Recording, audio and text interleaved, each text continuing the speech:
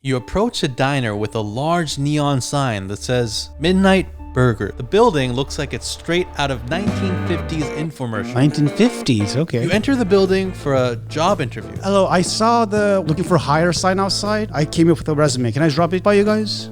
A resume? You see a green-haired man standing behind the counter. Is this a different planet?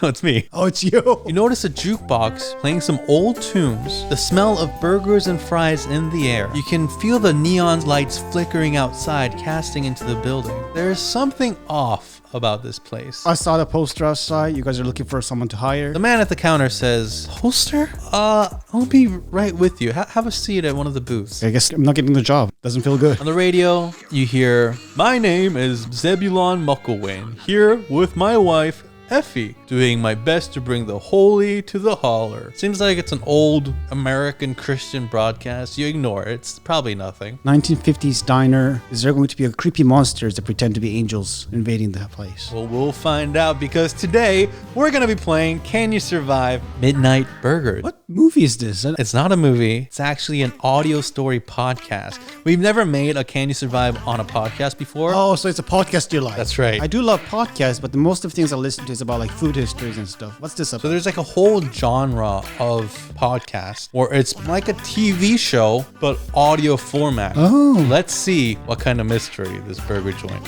contains. Like what? Secret recipes? Is this SpongeBob SquarePants? And am I playing? A girl walks up to you and says, "Hey, listen, my name's Ava. Do you have a cigarette I can bum?" It's really important question. Do you have one? Do I have a cigarette? No, I don't smoke. No. Oh, no. Oh. Okay, it looks like you should lay off cigarettes because you're clearly addicted. No, more like I'm trying to be addicted. Say what now? You're trying to get addicted to nicotine. That's right. Do you want to die? The man with the green hair comes and says, "So this is Midnight Burgers. And this is an insane person. That's Ava. Let's just say she's a regular. Oh, she doesn't work here. I thought she worked here. And she's not crazy. She's actually a physicist with multiple doctorates. That usually implies that she's kind of crazy.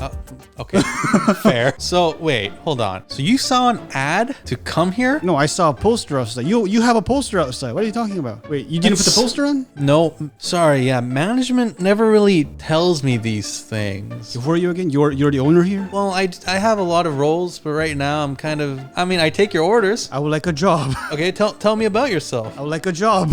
You, who is playing the role of Gloria, but you're Elias. This is background of you. You've been in the food industry all your life. You started a taqueria business, but the pandemic shut it down. You don't have the money to restart. You saw the ad. You came into this diner, which is in the middle of nowhere in Arizona. You happen to stumble upon it. So, for all I know, this could be actually not a real restaurant. It could be a setup for something else. You know, the management doesn't tell me anything, which is weird. That is weird. They really never make people come to the store like that. So This is new to me as well. I don't know. So this is part of a franchise or something and they just send you people to work here? I just wandered in here one day and I do everything here, really. Our cook actually left a while back. We have the one regular customer, Ava. And the clients here, they can be challenging, by the way, so you gotta prepare for that. Listen, Elias, you're gonna do fine in life. You're gonna find a good job, but you should probably leave. It's for the best. To be perfectly honest, I kind of agree.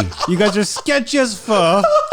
I mean, you're apparently doing all the work around here, but you're not aware of the hiring poster outside. The only regular you have is a crazy physicist who wants nicotine addiction when she doesn't have one. Yeah, you should leave before it's too late. Okay, I try to step outside. But before I step outside, I kind of pause, holding the door. Daniel, can you step outside? Can you just show me that you can step outside? I can. Okay, let's go. As you discuss, you hear Ava saying, we got a problem. It looks like a sandstorm. And you look outside and suddenly there's a large sandstorm. Daniel looks at you and says, "Elias, just remember, I told you to leave." And I tried to leave. But you paused. So that counts. Is this a Wizard of Oz kind of thing going on here? A sandstorm that's not a sandstorm sweeps up the building. So it's a Wizard of Oz. The building's flying. I look for a red shoe so I can just tap my heels and wish myself home. Your car is gone and you don't really know what's going on. Now, you can't even see the outside surroundings. It looks like it's not even anything anymore. You just house, you can only see 2 feet outside the building. And it's just complete total darkness? Not really. They never really mentioned the colors in the podcast. Ava says, oh, cool. It's a pocket dimension. Okay, so we stepped into the world of Doctor Who now. Pocket dimension, you say? Yeah, you want to see? She opens the door and throws a rock. And the rock disappears and appears behind Daniel and hits him in the head. Ow! What the heck? So space is warped and we're trapped inside a space loop. I pick up a rock again. I try throwing again. You should have kicked me out. Oh my gosh. Why are you being nice? Ah! You should have stepped outside when I asked you to. The radio speaks. Pardon me, Elias. Might we have a word? The radio is talking to you. I'll get to you in a minute. Daniel!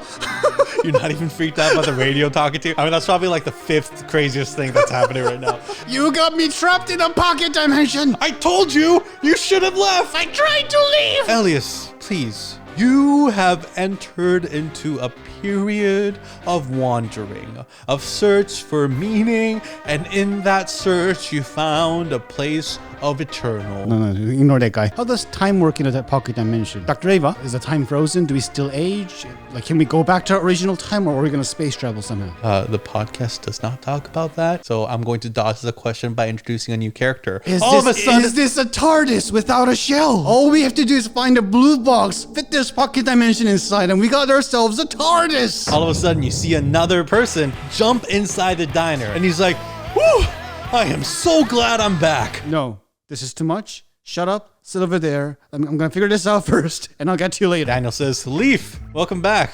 Leaf was our chef before. You're the chef, so you are somehow drifting in the pocket dimension. Well, no, the pocket dimension owed me a favor, so gave me a lift. Wait, so pocket dimension, what do you mean it owed you a favor? It's alive? It's sentient? Don't worry about it. I should have brought a gun. Any plot we go through, midway, you're like, a gun or money laundering. You pick one.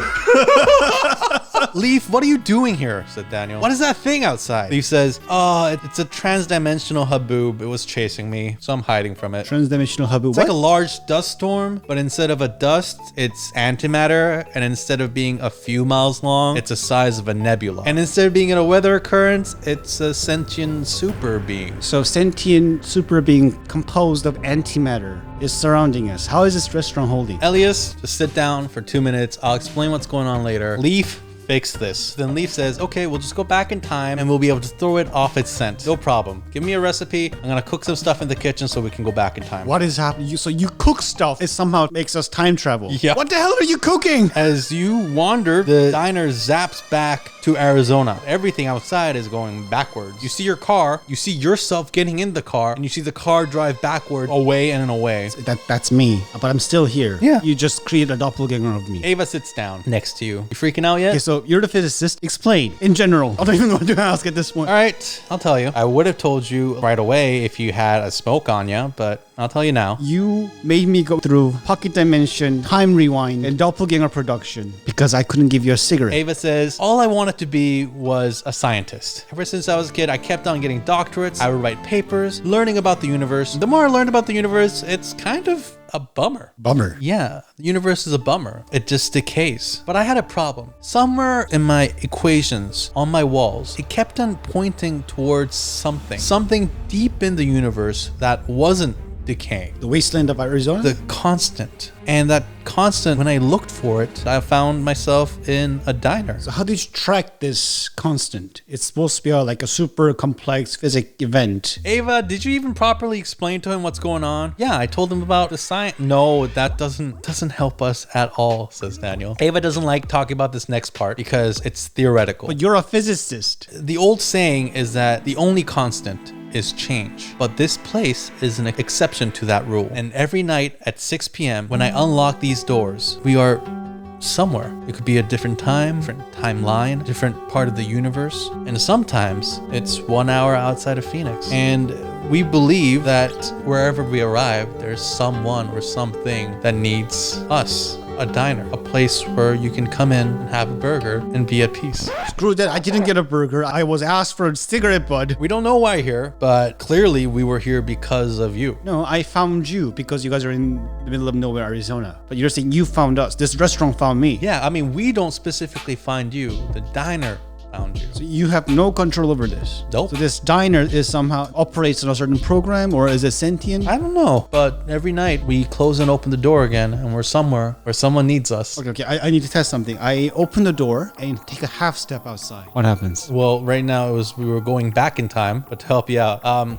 Leaf says, all right, we're gonna now warp back to the present. And he does something in the kitchen. And we're now back in Arizona where we were before, where you came in. Daniel says, you should jump out while you still can. I don't know when the diner will move again. Can you guys step out? Yes. Can you show me? Yeah, Daniel steps out with Elias for a second. Okay, so you guys can all leave here. Why do you guys stay? Elias, look, you have to leave if you're gonna leave. Otherwise, you're going to be traveling through the universe, different time zones, different timelines. You might never be able to come back here ever again. To Arizona? Yeah, that's not really much of a problem, man. Okay, so do you stay? Well, heck yeah.